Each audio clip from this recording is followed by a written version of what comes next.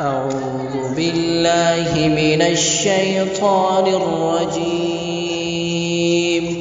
بسم الله الرحمن الرحيم. قل أعوذ برب الناس ملك الناس إله الناس من شر الوسواس الخناس